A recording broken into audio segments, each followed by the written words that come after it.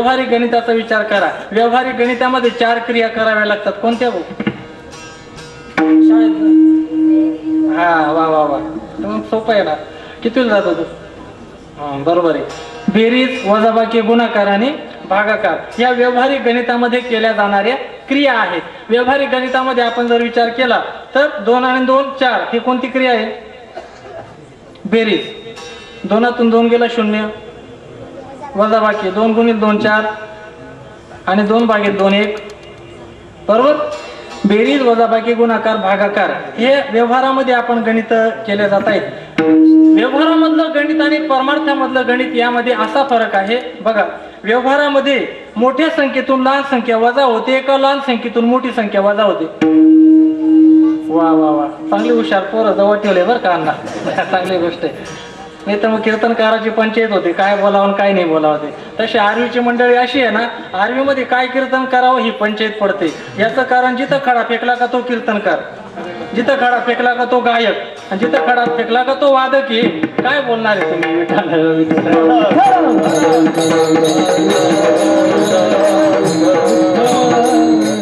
असं सगळ्या गावांना निघात महाराज सगळे बाडोत्री बोलावे लागतात. अलग लक्षामध्ये. आता हे तर जाऊ दे, पण वाटे लावायला सुद्धा आम्हाला यांना बोलावं लागतंय. आता विचारत आले ते आमच्या भागामध्ये वंडेला आलेले अलग लक्षामध्ये.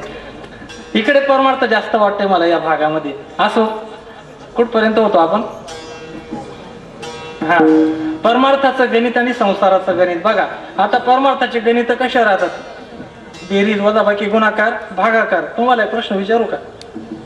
नाही, लक्षपूर्वक तुम्हाला पण, खालच्यांना पण. असं नाही वयावरती बसले म्हणून. बघा, एक कपडा सुकवायला 1 तास लागतो तर 10 कपडे सुकवायला किती तास लागतील?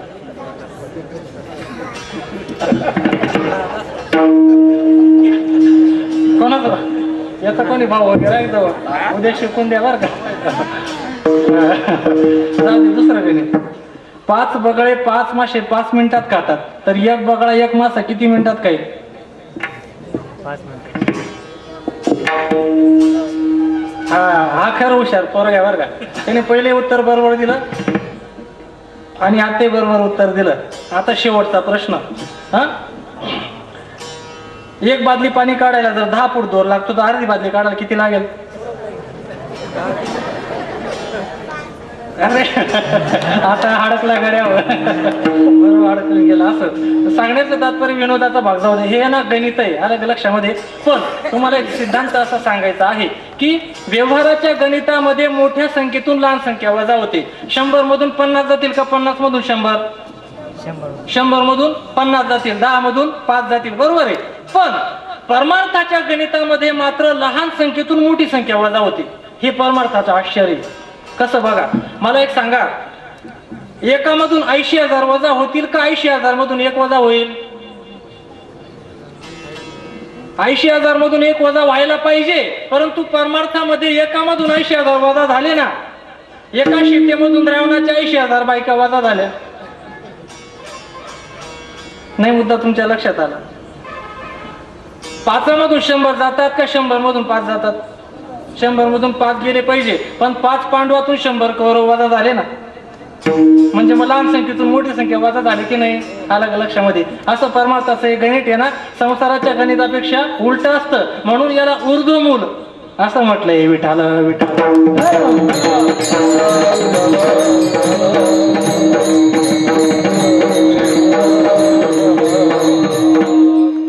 संत महात्म्यांनी अनेक अभंगांमध्ये अनेक सिद्धांत मांडण्यासाठी गणिताची भाषा वापरली. तुम्हाला 2-3 प्रमाण सांगतो, पुढे जातो. पहिलं प्रमाण वासुदेवातलं आयुष्याचं गणित. अल्प आयुष्य मानव देह,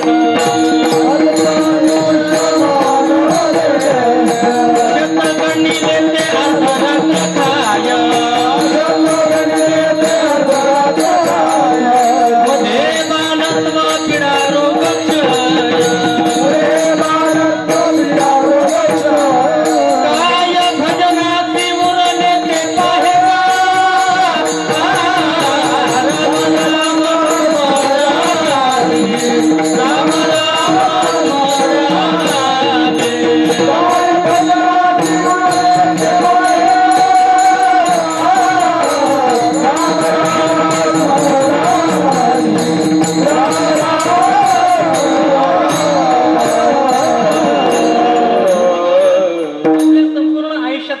मांडले महाराजांनी. अरे चला हो, दिंडीला चला, सप्ताला चला, कीर्तन ऐकाय चला. या का दिंगशात का महाराज, म्हातारपणामध्ये करायचं असं तो म्हणतो. त्याला मदनी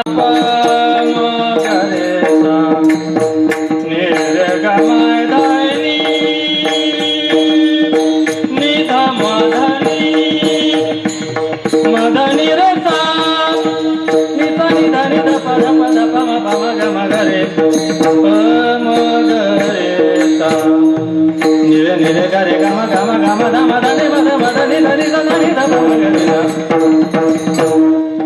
ग रे ग निरे ग म प म रे ग निरे सा निरे ग ग रे सा नि सा प म ग म ग रे सा निरे निरे ग रे ग म प म ग म ग रे सा निरे निरे ग म निरे ग म ध नि तत्वंत मूळ हरी मूळ हरी मूळ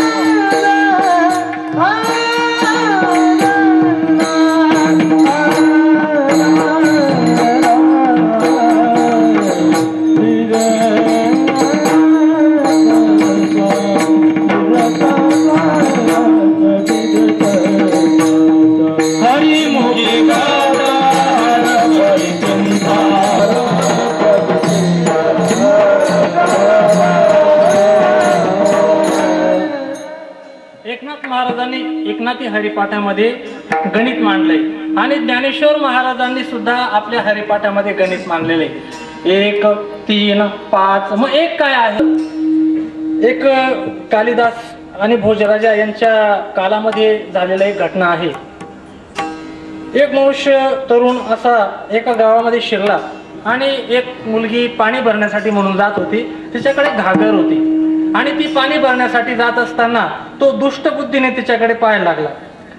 असं पाहायला लागल्याच्या नंतर ती समजलं का नाही समजलं, पुढच्या वर्षी सांगू का मग. गणिताच्या भाषेमध्ये बोलली बघा. ती आहे ना ज्योतिषाची मुलगी होती, ज्योतिषाची. मग तिला राशी भविष्य पाठ होतं. मग ती राशी भविष्याच्या मध्ये त्या मुलाला ती बोलली. तो तिच्याकडे दुष्ट बुद्धीने पाहत होता. ती त्याला म्हणाली, अरे दुसरी रास वृषभ म्हणजे बैल. अरे बैला, तुझ्या तिसरीची इच्छा करतो. तिसरी रास आहे मिथुन. ती कधीही पूर्ण होणार नाही, कारण मी 5ची 6वी आहे. 5वी रास आहे सिंह आणि 6वी रास आहे कन्या, म्हणजे मी सिंहाची कन्या आहे. तू 9 भरून 10 जरी त्याच्यामध्ये टाकलं, कुंभामध्ये धनु आणि ते मला दिलं तरी मी तुला वश होणार नाही. बघा आलं का लक्षामध्ये. म्हणजे हे सांगण्यासाठी म्हणून तिने राशी भविष्याच्या गणिताचा कसा वापर करून घेतला. विठाला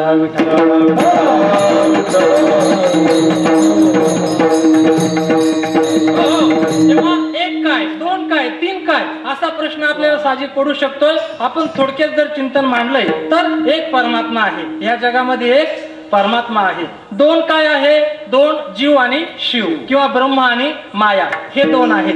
3 काय आहेत तर सत्वगुण, रजोगुण आणि तमोगुण हे 3 गुण आहेत. 3 देव आहेत, ब्रह्मदेव, विष्णू आणि शंकर. 4 काय आहेत? 4 वेद आहेत, 4 उपवेद आहेत अलग लक्षामध्ये, किंवा 4 आश्रम आहेत, ब्रह्मचर्य, गृहस्थ, वानप्रस्थ आणि संन्यास. 5 काय आहेत? पंच महाभूत आहेत, पंच ज्ञानेंद्रिय आहेत, पंच कर्मेंद्रिय आहेत. 6 काय आहे?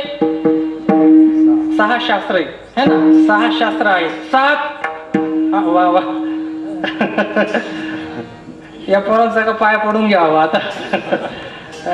धाकला एवढा हुशार, ते मोठला कितला हुशार. विठाला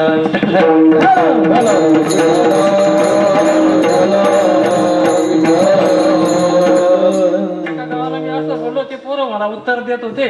म्हटलं वा काय पोरं आहे, म्हटलं धाकले एवढे हुशार, तर म्हटलं काय हुशार? ते म्हणे नाही म्हणे महाराज, मोठला पत्ता खेळत बसतच म्हणे मंदिर मा. चांगला आहे भाऊ, अलग लक्षामध्ये. असं 7. 8 काय आहेत? 8 प्राण नाही आहेत बाळा, अष्टवसू आहेत है ना, अष्टवसू आहेत. 9 ग्रह, 10 दिशा, 10 दिशा आहेत अलग लक्षामध्ये.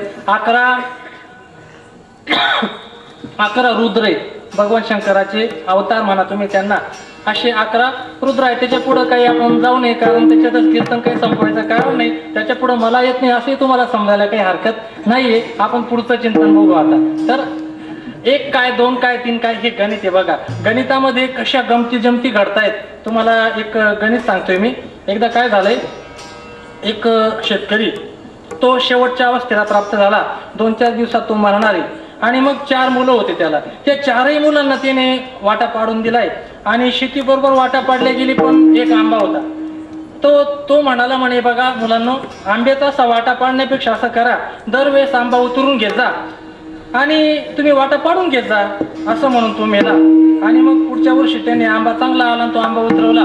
त्यामध्ये सावड हिस्सा, बेडकरचा हिस्सा, कीर्तनकाराचा नसतो हिस्सा अलग लक्षामध्ये, अजून ज्याचा असेल त्याचा या सर्व हिस्सा काढून 220 आंबे आले. किती? आता 4 जणांना 220 आंबे किती यायला पाहिजे? 55. पण तो मोठा म्हणे माझ्या शेतीमध्ये माझ्या वाटणीला आंबा आहे, मी जास्त घेणार म्हणे. मग त्याने काय केलं, 100 आंबे काढून घेतले आणि 120 खाली देऊन दिले. आता दुसरा होता, त्याने बी काय केलं, 60 आंबे काढून गेले, 40 खाली देऊन दिले अलग लक्षामध्ये. याने 100 घेतले, त्याने 120 दिले. त्या 120 आंब्यांमध्ये त्याने 60 काढून घेतले, तिसरे 60 उरले, तिसऱ्याने 40 घेतले, चौथ्याला 20 आंबे राहिले. बघा, पहिल्याने किती घेतले, दुसऱ्याने 60, तिसऱ्याने 40 आणि चौथ्याला 20.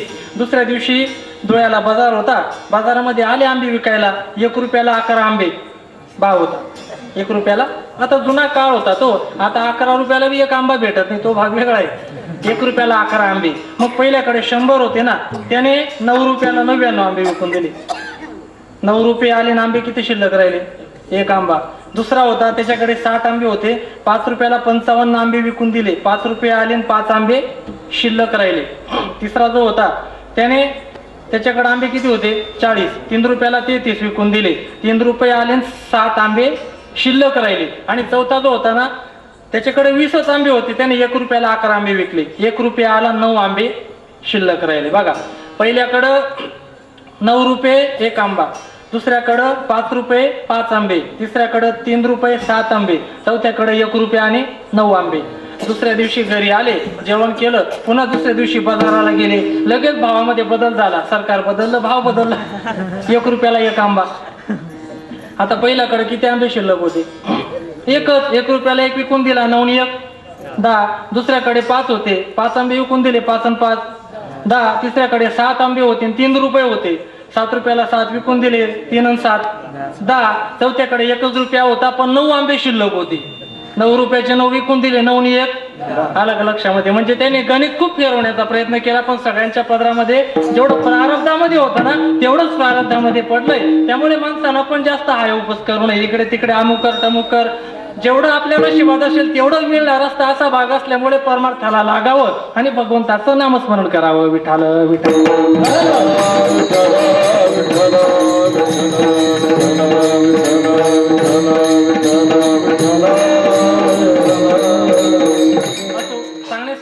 असे वेगवेगळे गणित आपल्याला पाहायला सापडतात.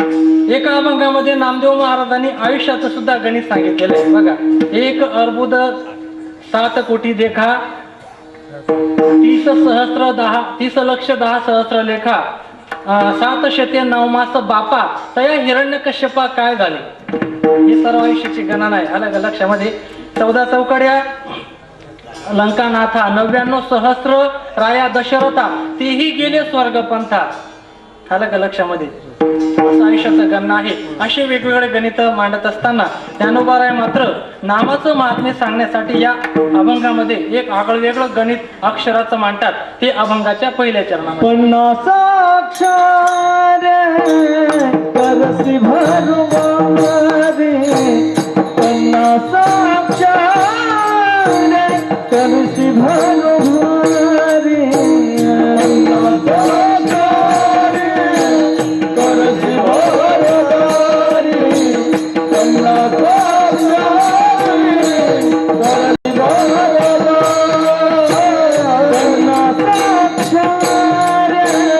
करसी भरवारे 50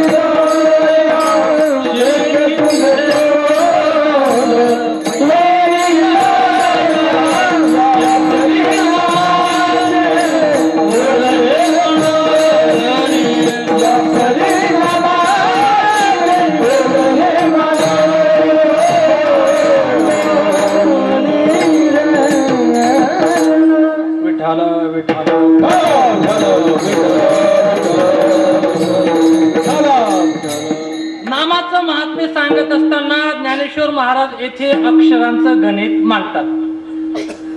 50 अक्षरी करीशी बरोबरी 50 शब्दाने सुरुवात आहे. मग 50 अक्षरांची बरोबरी करू नको असं जेव्हा महाराज सांगतात तेव्हा कोणती भाषा समोर येते हे आपण विचारात घेतलं पाहिजे. इंग्रजी भाषा समोर येते का इंग्रजी का समोर येत नाही. तर इंग्रजीमध्ये 50 अक्षर नाहीच आहेत. अलग लक्षामध्ये आपली मराठी भाषा मराठीची किती वर्ण आहेत 26. शाळेत गेला ना.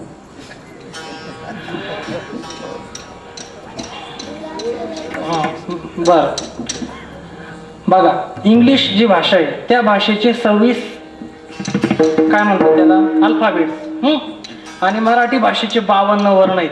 महाराजांना ते असं सांगायचंय की त्या 52 वर्णांपैकी 50 वर्णांचा विचार सोडून द्या.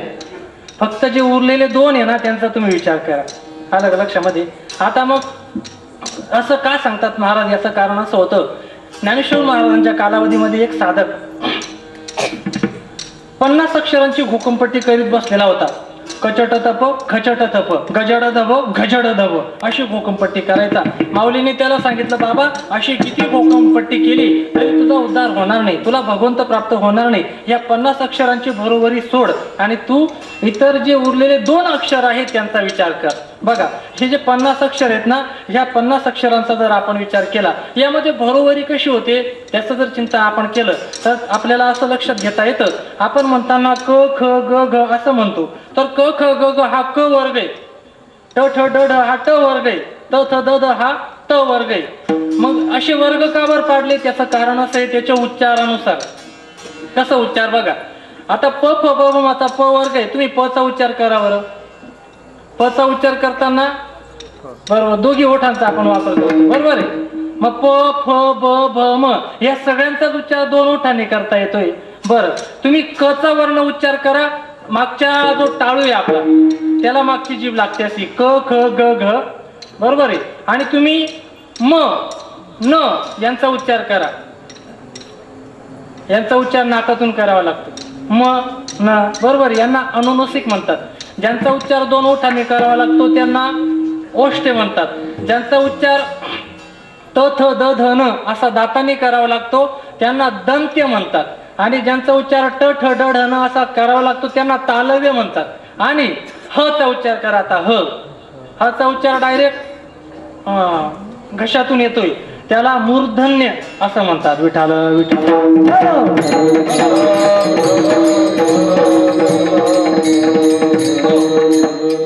मराठी भाषा ही खूप श्रीमंत भाषा आहे, पण तशी इंग्लिश भाषा श्रीमंत नाहीये. याचं कारण असं आहे, मराठी भाषेमध्ये प्रत्येकाला वेगळे वेगळे शब्द आहेत. इंग्लिश भाषेमध्ये भागवावं लागतं. कसं भागवावं लागतं बघा. एखादा माणूस लांब उभा असेल तर आपण म्हणू तो माणूस, एखादी बाई लांब असेल तर आपण म्हणू ती बाई, आणि एखादं झाड लांब असेल तर आपण म्हणू ते झाड, तो ती ते. किती शब्द आहे ते? 3. पण याला इंग्लिश मध्ये एकच शब्द आहे ना, एकाच शब्दाने भागवायचं. दॅट. जवळ असेल तर दिस, लांब असेल तर दॅट म्हणजेच तो. ते तुम्ही समजून घ्या. तो माणूस असेल का बाई असेल, दॅट मध्ये असं समजतं का माणूस आहे का बाई आहे. काय झालं, एकदा भारताला स्वातंत्र्य केव्हा मिळालं? 1947 साली भारताला स्वातंत्र्य मिळालं बरं का. हो. तारीखी सांगून दिली त्याने, बरं झालं, मला माहित नव्हती. एकदा काय झालं, एक सहज आठवलं म्हणून सांगतो बरं का. 1947 मुळे इंटरव्ह्यू चालू होता आणि त्या इंटरव्ह्यू मध्ये अशी रांग लागलेली होती. एक गेला, त्याला विचारलं भारताचे पंतप्रधान कोण? नाही रे, आत्ताचे. नरेंद्र मोदी. बर, तू कुठे राहतो?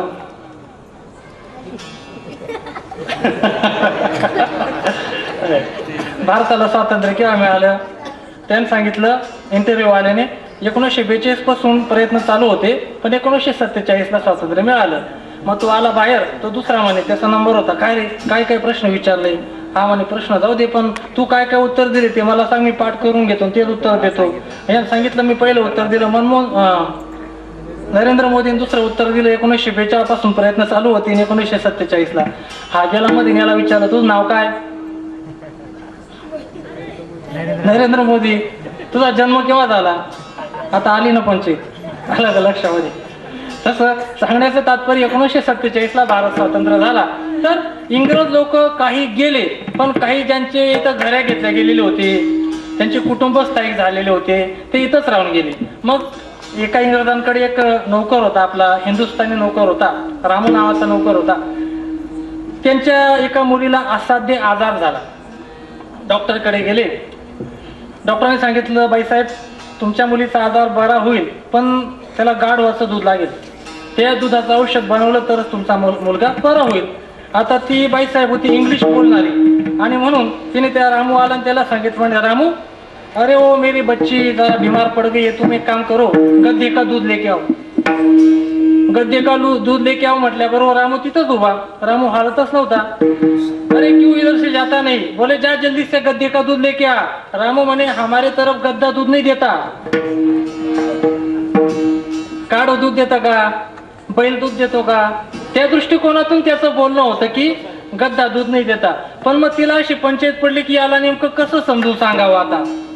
मग भरपूर तिने डोकं खाजावून त्याला सांगितलं, अरे रामू, तुम्हारे मालिक के सरी का गद्दा नहीं, मेरे सरी की गद्दे का दूध लेके आओ. तेव्हा त्याच्या डोक्यामध्ये प्रकाश पडला. विठाल विठाल.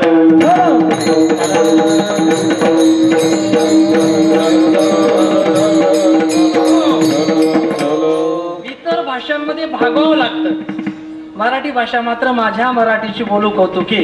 परी अमृतात ही पैजा जिंके, ऐसी अक्षरे रशिके मिळवी. अशी मराठी भाषा श्रीमंत आहे महाराज.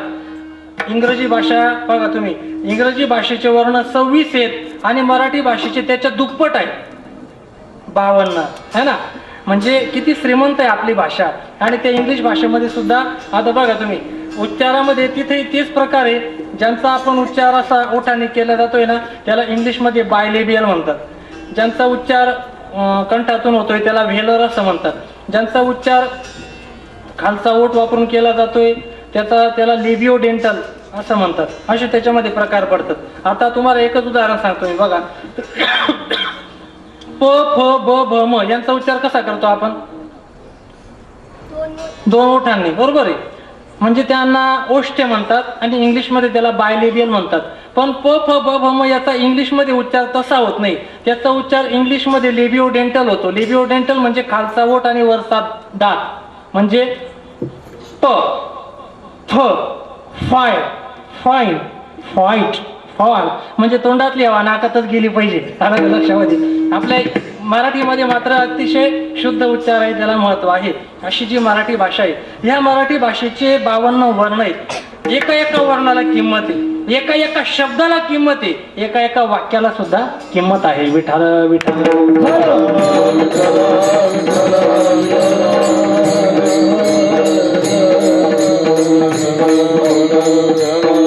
एका एका वर्णाला किंमत आहे. काय झालं?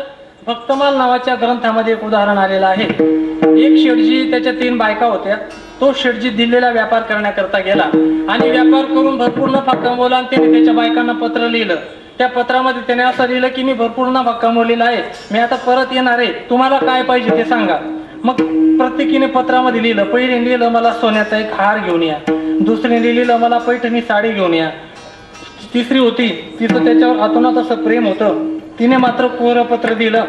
त्या कोऱ्या पत्रामध्ये असं 6 लिहिला तिने, फक्त 6 लिहिला आणि ते पत्र पाठवून दिलं. शेठजीने पहिलं पत्र उघडलं, सोन्याचा हार घेतला. दुसरं पत्र उघडलं, पैठणी साडी घेतली. तिसरं पत्र उघडलं, त्याच्यात तर काहीच लिहिलेलं नव्हतं, 6 लिहिला होता फक्त. त्याला डोक्यामध्ये प्रकाश पडे ना की हा 6 काय नेमका.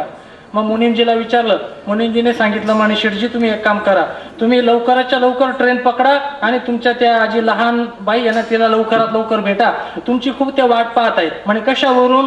म्हणे त्यांनी जो 6 शब्द लिहिलाय ना तो 6 शब्द लाल शाईने लिहिलाय. याचा अर्थ तुम्हाला भेटायची त्यांच्या मनात लालसा आहे. आलं का लक्षामध्ये? तुम्हाला त्यांना भेटायची मोठी काय आहे? लालसा आहे. एवढ्या एका एका अक्षरामध्ये मराठीचा किती अर्थ भरलाय बघा. दुसरं उदाहरण उपनिषदातलं. उपनिषदामध्ये देव, मनुष्य, दानव ब्रह्मदेवाकडे गेले. ब्रह्मदेवाकडे गेल्याच्या नंतर महाराज आम्हाला काहीतरी उपदेशाचा मार्ग सांगा, आमचा उद्धार कसा होईल ते आम्हाला सांगा. ब्रह्मदेवाने तिघांकडे पाहिलं आणि त्यांना एकच शब्द उच्चारला, द. आणि ब्रह्मदेव अंतर्धान पावले. आता द म्हणजे एकच शब्द, याच्यातून अर्थ काय घ्यायचा? तर याचा अर्थ असा होता, राक्षसांनो तुम्ही हत्या करतात, हिंसा करतात, त्यामुळे तुम्ही दया दाखवा म्हणजे तुमचा उद्धार होईल. माणसाला त्याचा अर्थ असा होता की कलियुगामध्ये तुम्ही फक्त दान करा म्हणजे तुमचा उद्धार होईल. आणि देवादिकांना तुम्ही अमृत वगैरे पिऊन खूप भोग भोगतायत, इंद्रिय दमन करा म्हणजे तुमचा उद्धार होईल. एका द मधून असा अर्थ निष्पन्न होतो. अशी श्रीमंत आपली मराठी भाषा आहे. विठाल विठाल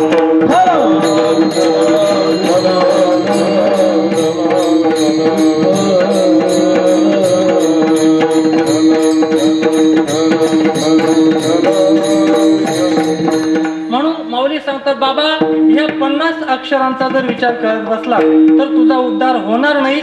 आणि म्हणून तू त्या 50 अक्षरांचा विचार करू नको आणि कोणत्याही पद्धतीने कोणत्याही नामाची ओढ मांडू नको. तसं जर केलं तर तुझ्या या संसारातून तुला पार पडता येणार नाही. अभंगाच्या 2ऱ्या चरणामध्ये या परिणामाचे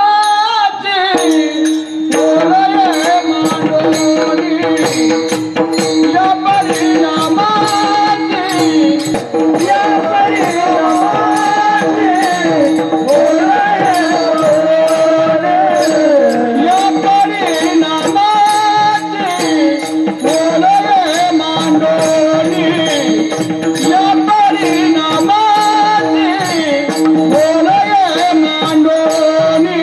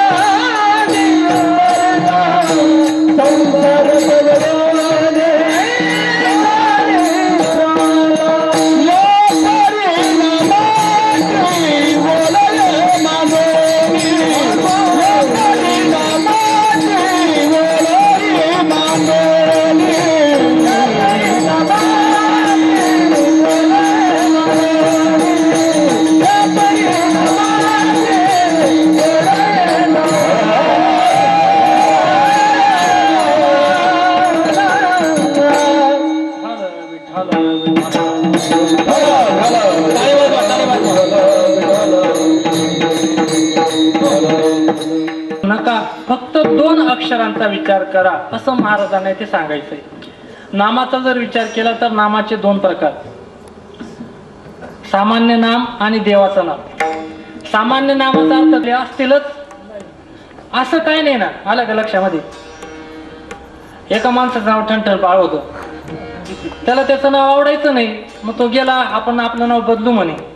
एक माणसाची प्रेतयात्रा चालू होती, त्याने विचारलं आम्हीला त्याचं नाव काय? लोक म्हणे अमरसिंग.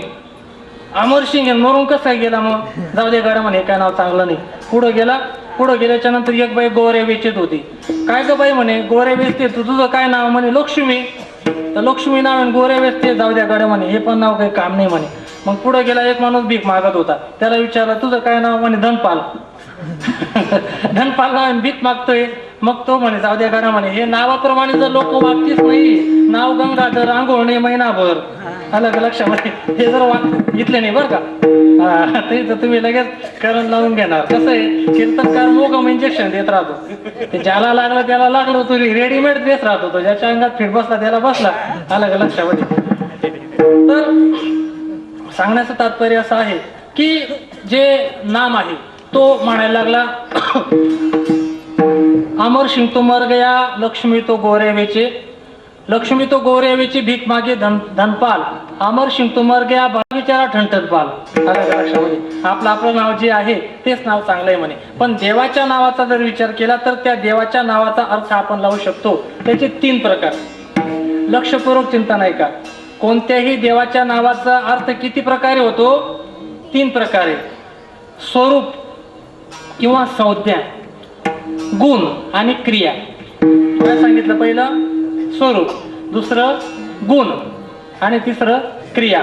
आधी मी सामान्य नावाचं सांगतो आणि मग देवाच्या नावाचं सांगतो. लक्षपूर्वक चिंता नाही का? बघा, काही नाम स्वरूप दर्शन करतायत, काही नाम हे गुण दर्शन करतात आणि काही नाम हे क्रिया दर्शन करतायत. कसं बघा, भीम हे स्वरूप दर्शन करते. भीम म्हणजे त्याचं नाव तेच आणि त्याचा आकार पण तेवढाच. हे नाव काय दर्शवतं? स्वरूप दर्शवतं. बरोबर आहे, ते त्याचं आहे स्वरूप. सुशील गुण दर्शवतो म्हणजे चांगल्या शीलाचा. आणि रणवीर क्रिया, रणामध्ये शौर्य गाजवणारा. रणवीर शब्द काय दर्शवतो? क्रिया. आता तसंच भीमा हे नाव काय दर्शवतं? स्वरूप. ते एखाद्या अशा बाईचे नाव असू शकतं, पण नावाने स्वरूप जर लक्षात घेतलं तर भीमा हे नाव काय दर्शवतं? स्वरूप. सुशीला गुण आणि ज्योती क्रिया कायम तेवत राहते. व अलग लक्षामध्ये हे नाव क्रिया दर्शवतं. आता तसंच गावांचं नाव सांगतो बघा. गावांचं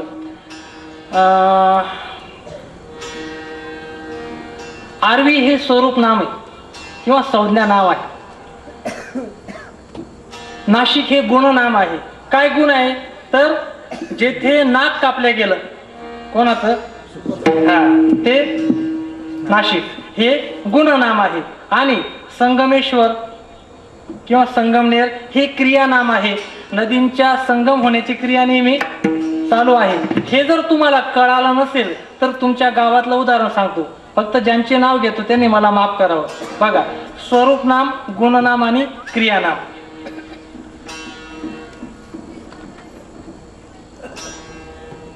ज्याच्या डोक्यावर सोम म्हणजे चंद्र आहे तो सोमनाथ. जो नेहमी शांत राहतोय, मग सोमनाथ जे आहे ना, डोक्यावर चंद्र धारण करणे ही क्रिया आहे, ती क्रिया नाम आहे. शांत राहणं हा स्वभाव आहे, हे गुण नाम आहे. आणि लोटन हे स्वरूप नाम आहे. विठाल विठाल.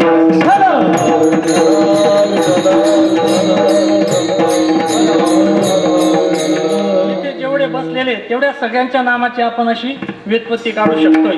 हे जसं तसं देवाच्या नामाच्या बाबतीमध्ये आपण व्युत्पत्ती काढू शकतो. कसं? सच्चित आनंद हे देवाचं स्वरूप नाम आहे. अलग लक्षामध्ये सच्चित आनंद हे देवाचं स्वरूप नाम आहे. नारायण गंगाधर हे देवाचं गुणनाम आहे. आणि कंस निषूदन किंवा रावणारी म्हणजे कंसाला मारणारा, रावणाला मारणारा हे देवाचं क्रियानाम आहे. अलग लक्षामध्ये. मग हे ह्या पद्धतीने आता हेच आपण ज्या देवाची प्राणप्रतिष्ठा आहे त्याच्या नावाच्या बाबतीमध्ये पण हे चिंतन पाहू शकतो. कोणाची प्राणप्रतिष्ठा?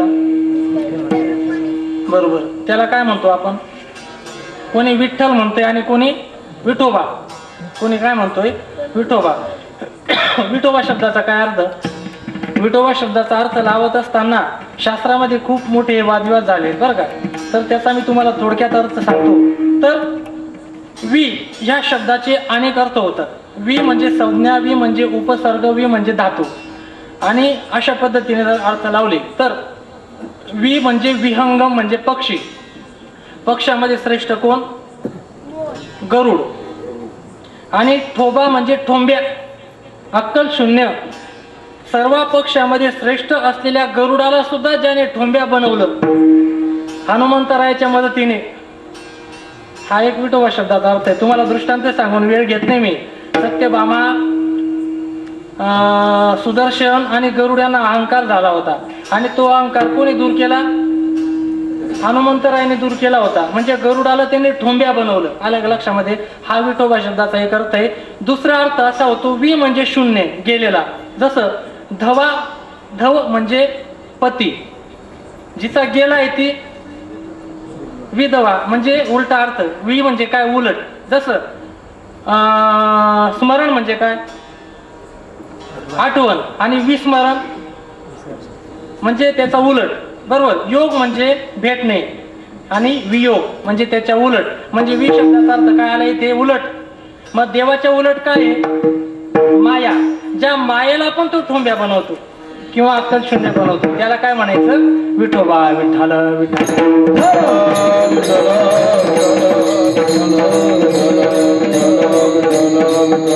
असो, कीर्तनकारांचा गाव म्हणून सांगितलं मी. काय कुठं सगळीचकडे दुकान मांडत बसत नाही. अलग लक्षामध्ये.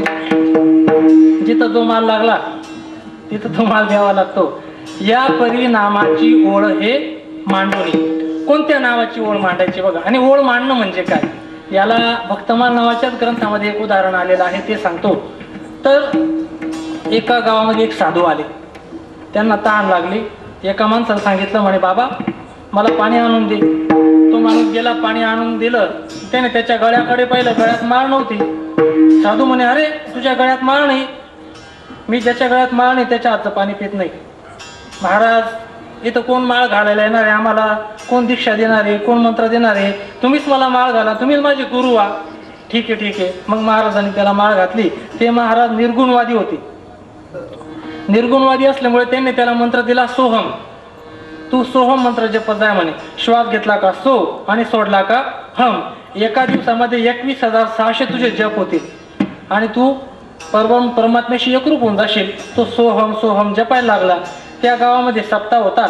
सप्ताहामध्ये कीर्तनकार लोक आले तर एका महाराजांनी पहिलं हा सोहम सोहम म्हणतोय. महाराज म्हणे अरे सोहम सोहम काय म्हणतोय? सोहम म्हणजे काय? तो मी आहे, देव मी आहे असं समजू नये. तसं समजलं तर अहंकार निर्माण होतो. आपण देव नाहीयेत, आपण देवाचे दास आहोत. म्हणे महाराज मी तो मंत्र बदलू शकत नाही. ठीक आहे, तू तो मंत्र बदलू नको, पण त्याच्या आधी दा लाव. मग काय झालं? दासोहम दासोहम दासोहम म्हणजे मी देवाचा दास आहे. परत कीर्तन सप्ताह बंद झाला. पुन्हा ते महाराज आले पुढच्या वर्षी. त्या महाराजांनी पहिला हा दासोहम दासोहम म्हणायला लागला. म्हणे असा मंत्र कुठे बदलत असतात का? हा मंत्र नाही म्हणायचा, हे चालणार नाही. तो म्हणे जाऊ द्या म्हणे, जे आहे ते आहे, मी हा मंत्र आता बदलणार नाही. ठीक आहे, तो दासोहम म्हण, पण त्याच्या आधी पुन्हा स लाव. आता काय झालं? सदासोहम सदासोहम सदासोहम. पुन्हा निर्गुणवाद.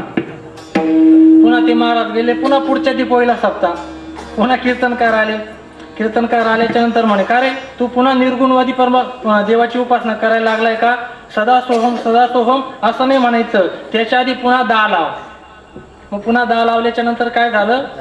दास दासोहम दास दासोहम म्हणजे देवाच्या दासाच्या दासाचा सुद्धा मी दास आहे असं समजणं. याला म्हणायचं या परिणामाची ओळ हे मांडुनी. विठोबा रखुमा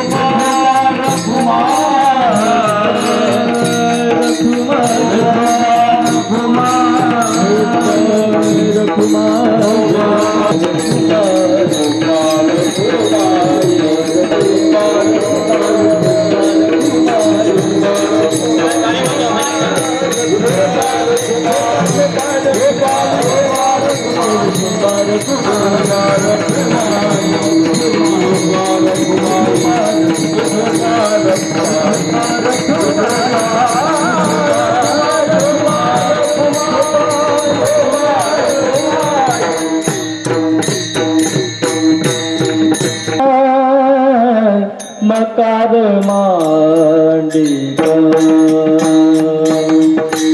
रकार पुढे एका रकार मांडिका रकार पुढे एका मकार मांडिला रकार पुढे एका मकार मांडिला रसिका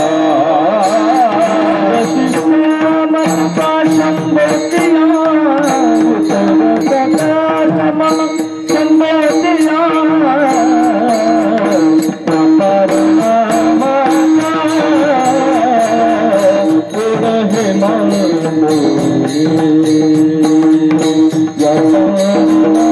मकार पुढे समातुका संबोधिया बुड्या तुका संबोधिया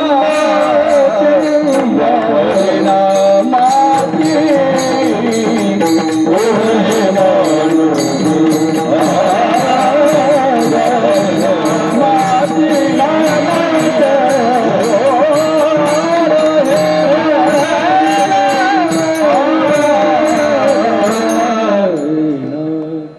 रकारा पुढे एक मकार मांडिका उतरसी समतुका शंभूचिया. कोणतं नाव? तर रकारा पुढे मकार मांडल्यावर कोणतं नाव तयार होतं? राम. 50 अक्षरांचा विचार सोडून जे 2 अक्षर उरले ते राम. या राम नावाचा फक्त विचार करा. राम नाम हे सर्वात श्रेष्ठ असं नाव आहे आणि राम नामाचे पहिले जापक कोण आहेत? भगवान शंकर है ना. भगवान शंकर हे पहिले जापक आहेत.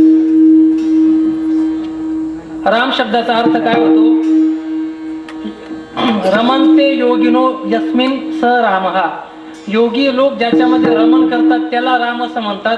आणि दुसरा अर्थ असा सांगितला जातो, राम म्हणताना आपले दोष बाहेर पडतात आणि ते दोष परत आत येऊ नये म्हणून म्हणायचं. म्हणजे राम म्हटल्यानंतर पाप दूर होतात. आलं का लक्षामध्ये? भगवान शंकर हे राम नामाचे पहिले जापक आहेत असं हरिपाठामध्ये म्हटलेलं आहे. हरिपाठात आत्मा जो शिवाचा जास्त नाही म्हणायचं. 11 वाजून गेले ना. पहिला दिवस आहे पुन्हा. भगवान शंकर राम नाम जपतात. कसं झालं बघा, सांगतो तुम्हाला थोडक्यात. वाल्मिकी ऋषींनी शतकोटी रामायण लिहिलं. त्याच्याबद्दल भांडण झालं. मनुष्य म्हणायला लागला हे आमचे, ऋषी म्हणायला लागले हे आमचे, देव म्हणायला लागले हे आमचे. मग भगवान शंकर त्याचा वाटा पाडायला लागले. 33 लाख 33 लाख 33 लाख. किती उरले? 1 कोटी. 1 कोटी का 1 लाख?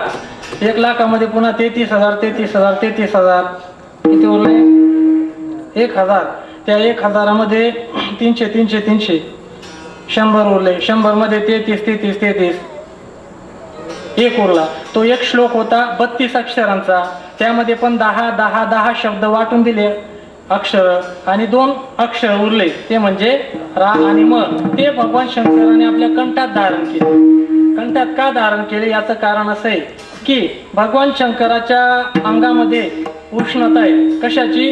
हालाहालाची आणि त्रिनेत्राची. ती उष्णता दाह करण्याकरता, हालाहालाची उष्णता दाह करण्याकरता कंठामध्ये राम नाम घेतलं आणि त्रिनेत्राची उष्णता दाह करण्याकरता चंद्र ठेवला डोक्यामध्ये. किती भगवंत राम भक्त होते, किती होते. सती आणि भगवान नंदीवर बसले आणि ते असे फेरफटका मारत होते. पार्वती मागे, सती मागे, भगवान पुढे. भगवान दाखवत होते पा म्हणे हा ताजमहल, ते पाय ते आरवी तिथं सप्ताह चालू आहे, असे वरतून दाखवत होते बरं का. अलग अलग ते पाय ते आपले लोटन बाबा विना घेऊन उभे असे दाखवत असताना आता तो जो काळ होता ना तो त्रेतायुगाचा काळ होता. ते साक्षात भगवान आहेत म्हणे, भगवान विष्णूचा अवतार येतो आणि भगवान त्याला नमस्कार करतायत. सती म्हणे असा कुठे भगवान राहतो का? बायकोसाठी झाडांना आलिंगन देतो म्हणे, बघ तू त्याची परीक्षा घेऊन पाय. सती खाली आली आणि सतीने शिकेचं रूप धारण केलं आणि त्या झाडामध्ये उभी राहिली. भगवंत झाडांना आलिंगन देत देत आले आणि शितीच्या रूपामध्ये सती होती तिथं आले म्हणे, आई साहेब तुम्ही इकडं कस काय? अरे बाबा कस काय ओळखलं तुम्ही? काय नाही करावं लागतं म्हणे, पण तुम्ही असं काय वागताय म्हणे बायकोसाठी झाडांना आलिंगन? म्हणे ते कसं आहे, हा अवतार आहे ना, या अवतारामध्ये मी परतंत्र आहे. तसं त्यांनी लिहून ठेवलं, बोलीला वाल्मिक वर्तुली दावीनं नामा म्हणे, त्यामुळे मला तसं वागावं लागतंय. आलं का लक्षामध्ये? आणि हे जे झाड आहे ना, हे ऋषी मुनी आहे, त्यांच्या उद्धार करण्यासाठी म्हणून मी त्यांना आलिंगन देतोय. सती मातेने आशीर्वाद दिला, सती माता निघून गेली, गेल्याच्या लिप केला, भस्म झाली, पुढचा जन्म कोकिळेचा घेतला. आता मागे गेले ती, आणि त्याच्या पुढचा जन्म पुन्हा हिमालयाच्या घरी पार्वती बनून आली आणि मग पुन्हा भगवान शंकराशी विवाह केला. भगवान म्हण लग्नाच्या आधी म्हणे, पाय बरं आता जर परीक्षा घेतली तर परत तुला घरात घेणार नाही. लक्षामध्ये रामाचे भगवंत एवढे भक्त आहेत. अशा पद्धतीने भक्त असल्यामुळे महाराज म्हणतात, हा बाप रखुमा देवी वरू विठ्ठल हृदयी, बाप रखुमा देवी वरू विठ्ठल हृदय, बाप रखुमादेवी वरो विठ्ठल हृदय, बाप रखुमादेवी वरो विठ्ठल हृदय. आपुली अनवाही त्रिभुवनी राय, आपुली अनवाही त्रिभुवनी राय, या परिणामाची ओळख मानोरी, या परिणामाची ओळख मानोरी. आपुली अनवाई वाई राया, आपुली अनवाई वाई राया, आपुली रामा देवळाये मांडोरी, यावरी आपण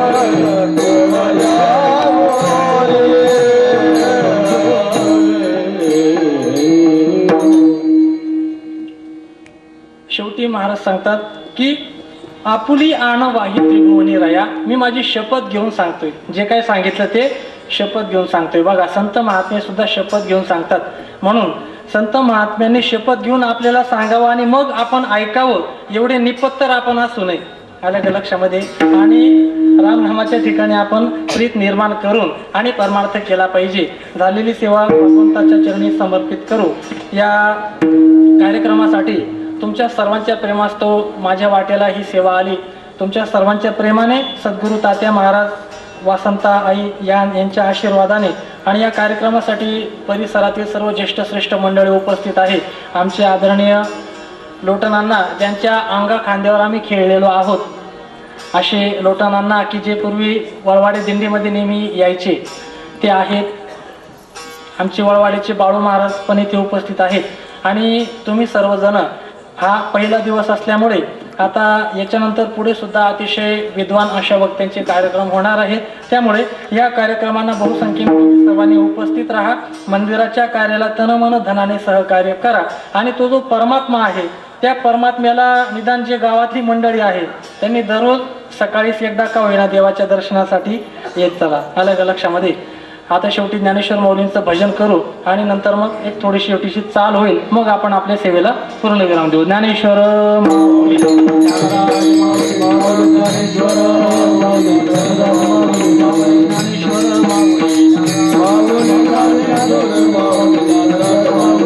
जय ज्ञानेश्वर माऊली नारायण.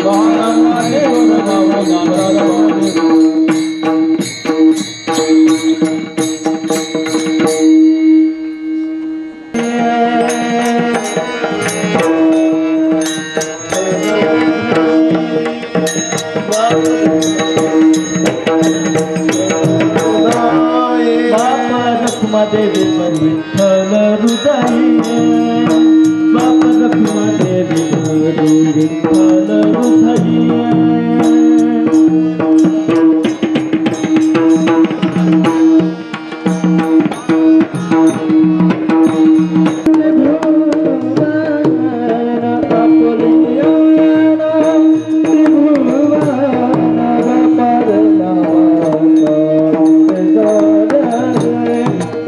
da da